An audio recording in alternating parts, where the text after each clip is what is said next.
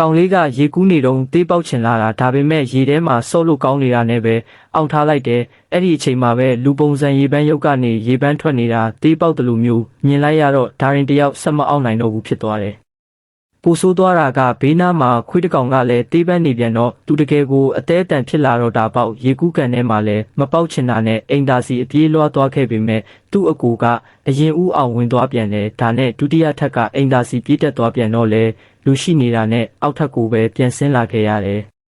တန်းအိုးတဲ့ပဲပေါက်ချလိုက်တော့မယ်လို့ကြံစီနေတော့မှပဲသူ့အမေကရုတ်တရက်ရောက်လာပြန်ရောနောက်ဆုံးသူ့အိမ်မွေးကြောင်လေးရဲ့တဲခွက်ကိုတွားငှားဖို့စဉ်းစားမိပေမဲ့ကြောင်ကရန်လုတာနဲ့ပဲမတက်နိုင်ခဲ့ဘူးအဆုံးမှာတော့ဘလို့မှဆက်မအောင်နိုင်တော့တဲ့အဆုံးကောင်လေးဟာရေကူးကန်ထဲကိုပဲပြန်ခုန်ချပြီးရေထဲမှာပဲမတက်တာပဲဆွန့်ပစ်လိုက်ရပါတော့တယ်